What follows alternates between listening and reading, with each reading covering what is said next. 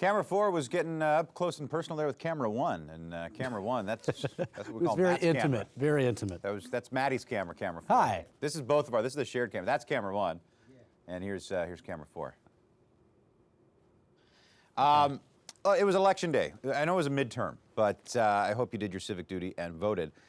This is Camera 5, by the way. Hope you did your civic duty and voted, but your voting did not come without much debate leading up to it.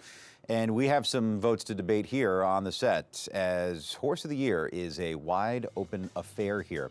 These are the four finalists as we presume. I thought you wanted to start talking about Mitch McConnell, but let's talk about Shared Belief, Main Sequence, California Chrome, and Bayern. Horse of the Year, Mikey. I think this will be the most, as I said the other day, I don't know if interesting is the right word, but you can already feel there's some tension in some debates, kind of like what we heard with Zenyatta and Rachel a few years ago. There's going to be some people that really are in one camp and really opposed to another. And generally speaking, look what they did in the racetrack. Usually you can look at what horses did in the racetrack and that decides it. But when it's so evenly matched, like it is this year, Bayern 6 for 10, but you're looking at his past performances, you know, one of the wins is a maiden, the other win is an allowance victory for him. You see the giant wins for California Chrome, obviously in the Sandia Derby, the Kentucky Derby, and the Preakness. I think this year it's going to be a little bit more about emotion. It's going to be a little bit more about subjectivity because of the numbers are so even on paper.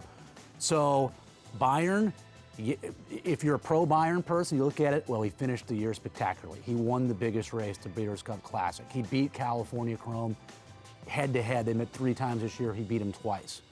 And the people that were opposed to Bayern would say, hey, one of his was a maiden win, one was an allowance win. You know, the Woody Stevens, that was a great effort, but it's a 7-furlong event. When he lost, he was awful in races.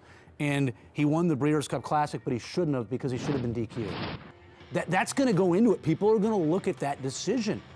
And if they feel like he should have been DQ'd, if you feel he should have been DQ'd, do you vote for him even though he did win? It's really tough. I think I know where I'm going, but I want to go through all these candidates before I tell you who I think. But okay, because I don't know what I'm doing at this point. Well, you know, I will say this.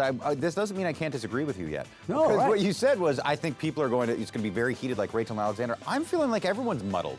Everyone's opinion is obscured right now because it's hard to plant your feet firmly in one camp. You can take a shot at all of them and take a little bit of a chunk out of their resume with all the things you just laid about Bayern are fair. You can say California Chrome hasn't won in 6 months. I know, right. He won the Sandia Derby. He won the Horse of the Year, and your last win's in May. Yeah, and that's a knock. It's a knock. And you can say there are reasons why he got injured in the Belmont. Maybe that cost him the race. He needed the Pennsylvania Derby. Yeah. People are they're gonna second guess the decision to go to Pennsylvania. He did run. He ran a terrific race in the Breeders' Cup. He ran outstanding in the Breeders' Cup. Race. There's nothing wrong with that race. Yes. He ran so well. He probably had, of the top 4 finishers, he had the longest trip around the track. He didn't have the most trouble. Shared Belief had clearly the most trouble. But of the top 4 finishers, he had the longest trip. He was 3 to 4 wide the whole way around. Never went inside. Now, that's where he wants to be, so I don't really know if you say, oh, boost his resume with that trip. But he ran brilliantly that day. There's no question about it. You know how you have a list of things that you look at, and as things get more evenly matched, that list grows, and you're looking at things down on the list that maybe you normally wouldn't look at. And I think with California Chrome, some people might get down to popularity, the fact that this horse basically doesn't have the pedigree and didn't cost much money, and it's kind of a David versus Goliath. I mean, I'm telling you, when you go down the list of things, obviously what they've done on the racetrack is the most important thing. That's Horse of the Year. But if it's really evenly matched, people are going to, I think, look at, you know, Baffert, Kaleem Shah versus these small town guys from Northern California, this horse that cost how much money? I mean, the mare was $8,000, and the stud fee of Lucky Pulpit's $1,500, I think. Right, you know, and Bayern, not that he was ridiculous amount of money, but it was $320,000 is what he cost. I think people are going to start looking at the storylines a little bit. And people kind of fell in love with California Chrome, not only because he was the Derby winner, and that's still our country's biggest race, but because of that story, because of the rags to riches type of thing. So I think that will go into it a little bit, and Bob Baffert, personally, I think he's been great for racing. I love what he's done for racing the last quarter of a century. I like the fact that he's very opinionated. He's always called it the way that he sees it.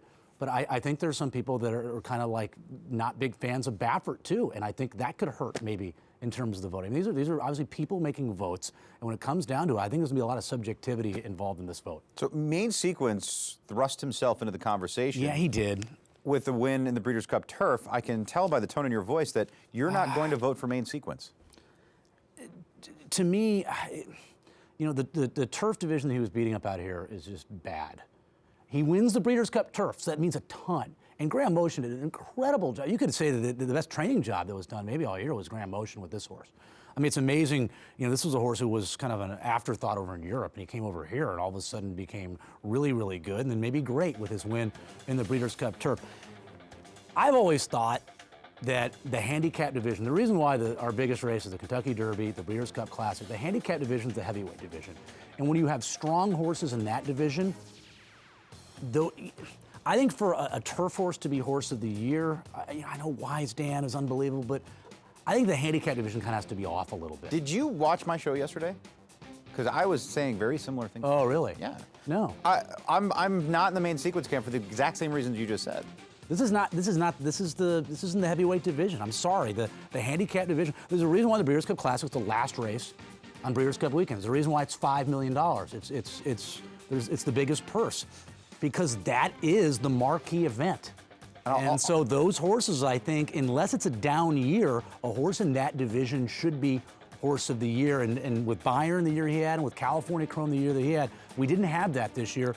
So because of that, I don't think Main Sequence should get it. Well, I don't think Main Sequence, first of all, is better than those three horses, just on the square.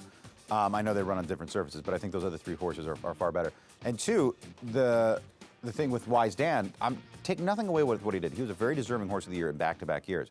But there was an absence of talent in the handicap division. Going into the Classic last year, it was Wise Dan or Game On Dude. And Game On Dude had to win the Classic, and he would have been horse of the year. And then when Mucho Macho Man won. Off the top of my head, Mucho Macho Man only had, 3 or 4 starts? Yeah, so Mucho Macho Man will take charge, and then Will Take Charge goes and gets champion 3, but they weren't going to unseat Wise Dan. This year, we have a problem figuring out who's winning the handicap division because there is so much talent. There's so much talent that Tonalist doesn't even make the ballot right now. And think about the year that he had, winning the Belmont Stakes, winning the Jockey Club Gold Cup. I mean, he had a fantastic campaign. He's not even, right now, we're not even talking about him. We are still talking about Shared Belief. And his campaign, flashes of absolute brilliance, whether it was the TVG Pacific Classic, the awesome, again, with that terrible trip. He had the terribly wide trip he had that day. Also, the Los Alamitos Mile, when he showed that he could actually run on dirt. He's the reigning champion 2-year-old. He suffered his first defeat with a ton of trouble in the Breeders' Cup Classic. Nobody denies that. And he has a legitimate case to be made for Horse of the Year. Yeah, I guess. I mean, again, if you're a Shared Belief believer, you think he should be Horse of the Year, your argument is, he was undefeated going into the Classic. He had some problems against older horses in the TVG Pacific Classic and won. California Chrome finished it. Obviously, the top 3 in the Breeders' Cup Classic were 3-year-olds. So they all finished in front of the older horses in that race. But in terms of beating and winning the race, California Chrome didn't do that this year. Bayern did it once.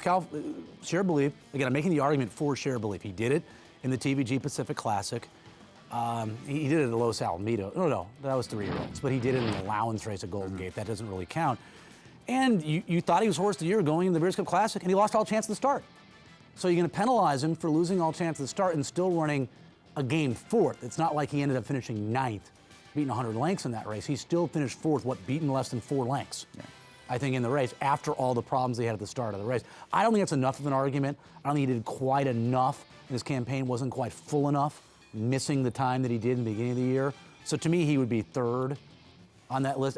It's clearly between Bayern and California Chrome for me, even though Main Sequence had a phenomenal run this year, and Shared Belief had a great year and was favored in the Breeders' Cup Classic, and maybe lost all chance at the start of that race. I still think it comes down to Bayern, who had some phenomenal wins in the Haskell, a gutty win in the Breeders' Cup Classic, or California Chrome, who did so much for racing, won 6 in a row, had a huge win in the San Diego Derby, won as the favorite in the Kentucky Derby, the Preakness, injured in the Belmont, and the guts that California Chrome displayed.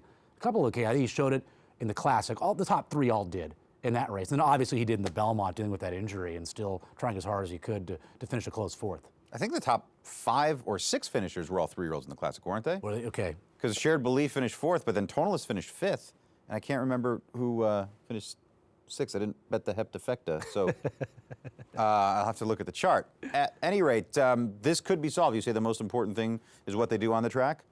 Well, it should be, but Churchill Downs are trying to make it happen on the track Yeah. with the Clark handicap. Now, there's very little chance of this actually happening. No. But they're trying to get Bayern, California Chrome, and Shared Belief, any or all of those 3, to line up in the starting gate on November 28th in the Clark handicap. Now, last year, you'll remember, Will Take Charge and Game On Dude, they went that route. And they went out there for that race, and they duked it out, and Will Take Charge used that race to get to solidify year-end honors. I just don't think it's going to happen. Now, they're already focusing on a 2015 campaign for California Chrome. His connections said that they are going to map out, and they think he's going to be an outstanding 4-year-old. Didn't sound like the Clark was at all in their plans. Jerry Hollendorfer and Shared Belief have been mum on the topic, as they are on many topics. He doesn't show his hand very often. I would be surprised if they took him out to Churchill Downs. He might be the most possibility. And Bayern, they've essentially said, is not going to go. So those 3 horses, it doesn't look like they're going to go. But if they were to, if by some chance that would be an amazing way to settle this on the track, and perhaps whoever came off the top on that would be your horse of the year. The only thing I know about where I sit, Maddie, on horse of the year is it can't be main sequence. Because in my mind, like you said, he was beating up on some suspect competition. And we've had a turf horse of the year the last couple of years, a turf miler, because there's been a dearth of talent in the handicap division. We have so much talent in the handicap division, we don't know what to do with it. Now, main sequence might become horse of the year because those 3 horses are going to split the vote. There's going to be a Shared Belief camp, there's going to be a Bayern camp, and there's going to be a California Chrome camp. They're basically going to go Bull Moose Party, if we want to, or a little more.